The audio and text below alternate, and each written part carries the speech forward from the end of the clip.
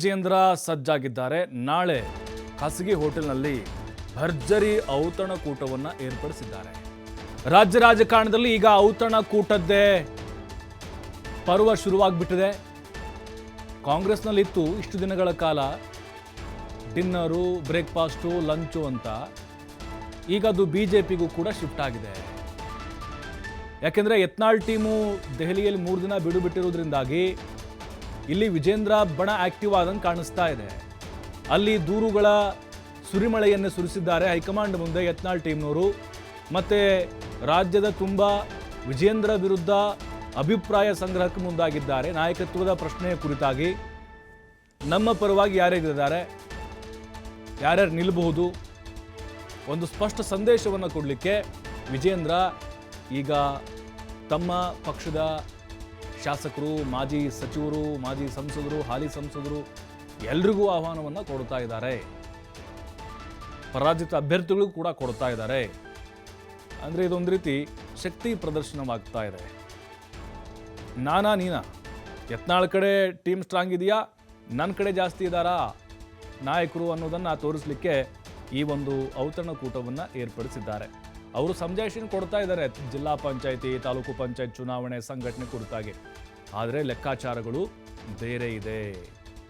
ಯತ್ನಾಳ್ ಟೀಮ್ಗೆ ಟಕ್ಕರ್ ಕೊಡಬೇಕು ರಾಜಕೀಯವಾಗಿಯೇ ಅನ್ನುವಂಥ ನಿಟ್ಟಿನಲ್ಲಿ ಈ ರೀತಿಯಾದಂತಹ ಪರಿಸ್ಥಿತಿಯನ್ನು ನಿರ್ಮಾಣ ಮಾಡಿಕೊಳ್ತಾ ಇದ್ದಾರೆ. ಯಾಕಂದರೆ ಚುನಾವಣೆ ಮೂಲಕ ಅಧ್ಯಕ್ಷರ ಆಯ್ಕೆ ಪ್ರಕ್ರಿಯೆ ಕೂಡ ನಡೆಯುವಂಥ ಸಾಧ್ಯತೆಗಳು ಇರೋದ್ರಿಂದಾಗಿ ಈಗ ವಿಶ್ವಾಸ ಗಳಿಸೋಕೆ ಈ ಒಂದು ಔತಣಕೂಟವನ್ನು ಆಯೋಜನೆ ಮಾಡಿದ್ದಾರೆ.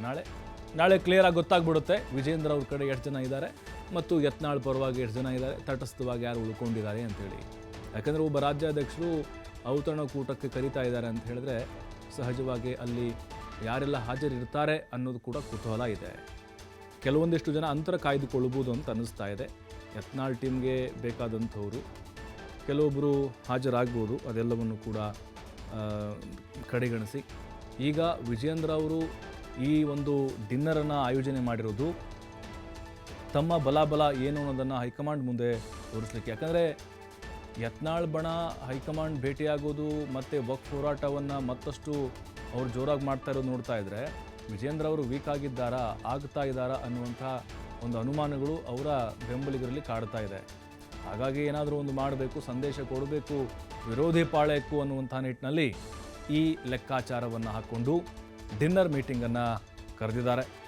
ಹಾಗಾಗಿನೇ ನಾಳೆಯ ಒಂದು ಡಿನ್ನರ್ ಮೀಟಿಂಗ್ನಲ್ಲಿ ಯಾವೆಲ್ಲ BJPಯ ನಾಯಕರುಗಳು ವಿಜೇಂದ್ರ ಪರವಾಗಿ ನಿಲ್ತಾರೆ ಅನ್ನೋದಕ್ಕೆ ಉತ್ತರ ಸಿಗುತ್ತೆ. ಕಂಪ್ಲೀಟಾಗಿ ಗೊತ್ತಾಗ್ತಾ ಇರೋದು ಇಲ್ಲಿ ರಾಜಕೀಯ ಲೆಕ್ಕಾಚಾರ, ಎಷ್ಟು ಬೆಂಬಲ ಇದೆ ನನ್ನ ಕಡೆಗೆ ಅಂಥೇಳಿ ತಿಳಿದುಕೊಳ್ಳಲಿಕ್ಕೆ ಮತ್ತು ಹೈಕಮಾಂಡ್ ಮುಂದೆ ಯತ್ನಾಳ್ ಟೀಮ್ ಸ್ಟ್ರಾಂಗ್ ಆಗ್ತಾ ಇರೋದು ಕೂಡ ಕಂಡು ಬರ್ತಾ ಇದೆ. ಹಾಗಾಗಿ ವಿಜೇಂದ್ರ ಅವರು ಸುಮ್ಮನೆ ಕೂತಿಲ್ಲ. ನೋಡಿ, ನಮ್ಮ ಕಡೆ ಇಷ್ಟು ಜನ ಇದ್ದಾರೆ, ನಮ್ಮ ವಿರುದ್ಧ ಯತ್ನಾಳ್ ಅವರು ಮಾತಾಡ್ತಾ ಇದ್ದಾರೆ, ಹಾಗಾಗಿ ಅವ್ರ ಟೀಮ್ಗೆ ನೀವು ಎಚ್ಚರಿಕೆಗಳನ್ನು ಕೊಡಿ, ಇಲ್ಲದೇ ಇದ್ದರೆ ನಮ್ಮ ಒಂದು ಶಕ್ತಿನ ನಾವು ತೋರಿಸ್ಬೇಕಾಗತ್ತೆ. ಹೀಗೆ ಕೆಲವು ಅಜೆಂಡಾಗಳೊಂದಿಗೆ ನಾಳೆಯ ಡಿನ್ನರ್ ಮೀಟಿಂಗನ್ನು ಕರೆದಿದ್ದಾರೆ. ಇದೊಂದು ರೀತಿ ಪರ್ವ, ಹಾಗೆ ಸೀಸನ್ ಥರ ಶುರುವಾಗಿಬಿಟ್ಟಿದೆ. ಕಾಂಗ್ರೆಸ್ನಲ್ಲಿ ನೋಡ್ತಾ ಇದ್ವಿ ನಾವು, ಅಲ್ಲಿ ಸಮುದಾಯದ ನಾಯಕರು ಜೊತೆಗೆ ಸಚಿವರು, ಶಾಸಕರೆಲ್ಲ ಸೇರ್ಪಡೆ ಆಗ್ತಾಯಿದ್ರು. ಬಟ್ ಈಗ BJPಯಲ್ಲೂ ಕೂಡ ಇಲ್ಲಿ ಯಾವ ಸಮುದಾಯ ಅಂತಿಲ್ಲ, ಓವರಾಲ್ ಮಾಜಿ ಶಾಸಕರು ಹಾಲಿ ಇರ್ತಾರೆ ಮತ್ತು ಮಾಜಿ ಸಚಿವರು ಕೂಡ ಈ ಒಂದು ಡಿನ್ನರ್ ಮೀಟಿಂಗ್ನಲ್ಲಿ ಭಾಗಿಯಾಗ್ತಾರೆ. ಯಾಕಂದರೆ ರೇಣುಕಾಚಾರ್ಯ, ಕಟ್ಟಾ ಸುಬ್ರಹ್ಮಣ್ಯ ನಾಯ್ಡು, BC ಪಾಟೀಲು, ಒಂದು 7ರಿಂದ 8 ಜನ ನಾವು ವಿಜೇಂದ್ರ ಅವ್ರ ಟೀಮ್ನಲ್ಲಿ ಹೈಲೈಟಾಗಿ ನೋಡ್ತಾ ಇದ್ದಿದ್ದು. ಬಟ್ ಯಾರ್ಯಾರು ಇದ್ದಾರೆ ಲೆಕ್ಕ ಸಿಗ್ತಾ ಇರಲಿಲ್ಲ, ಯಾರು ಯಾವ ನಿಲುವನ್ನು ಹೊಂದಿದ್ದಾರೆ ಅಂತೇಳಿ. ನಾಳೆಯ ಈ ಡಿನ್ನರ್ ಸಭೆಗೆ ಬರೋದ್ರ ಮೇಲೆ ಕಂಪ್ಲೀಟಾಗಿ ಗೊತ್ತಾಗ್ಬಿಡುತ್ತೆ. ಅದನ್ನು ನೋಡಿಕೊಂಡು ವಿಜೇಂದ್ರ ಅವರು ಮುಂದಿನ ಹೆಜ್ಜೆಯನ್ನು ಇಡಬಹುದು ಮತ್ತು ಯತ್ನಾಳ್ ಟೀಮ್ಗೆ ಕೌಂಟರ್ ಕೊಡಲಿಕ್ಕೆ ಇದೊಂದು ಒಳ್ಳೆಯ ಸಮಯ ಅಂತ ಅವರು ಕೂಡ ನಿರ್ಧಾರ ಮಾಡ್ದಂಗಿದೆ. ಯಾಕೆಂದರೆ ರಾಜ್ಯಾಧ್ಯಕ್ಷರ ಬದಲಾವಣೆ ಆಗಬೇಕು ಅನ್ನುವಂತಹ ಕೂಗು ಯತ್ನಾಳ್ ಟೀಮ್ ಅವರಿಗೆ ದೊಡ್ಡ ಮಟ್ಟದಲ್ಲಿ ಎಬ್ಬಿಸಿದ್ದಾರೆ. ಅವ್ರನ್ನ ಕೆಳಗಿಳಿಸಬೇಕು ಅನ್ನುವಂಥ ಪ್ಲ್ಯಾನ್ ಕೂಡ ನಡೀತಾ ಇದೆ.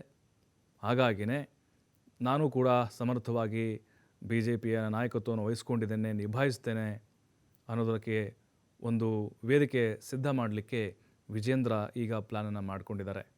ನೋಡಿ, ಎಷ್ಟು ದಿನಗಳ ಕಾಲ ಬಿ ಜೆ ಪಿಲಿ ಈ ರೀತಿಯಾದಂಥ ವಾತಾವರಣಗಳು ಇರಲಿಲ್ಲ. ಯತ್ನಾಳ್ ಅವ್ರದ್ದು ಟೀಮು ಅಲ್ಲಲ್ಲಿ ಸಭೆಗಳನ್ನು ಮಾಡ್ತಾಯಿದ್ರು, ಸೇರ್ತಾಯಿದ್ರು.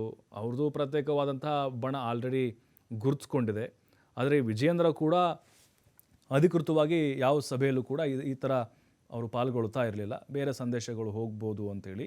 ಬಟ್ ಈಗ ಅದೆಲ್ಲದಕ್ಕೂ ಉತ್ತರ ಕೊಡಬೇಕು ಅಂಥೇಳಿ ಲೆಕ್ಕಾಚಾರ ಹಾಕ್ಕೊಂಡು ನಾಳೆಯ ಒಂದು ಡಿನ್ನರ್ ಮೀಟಿಂಗನ್ನು ಕರೆದಿದ್ದಾರೆ.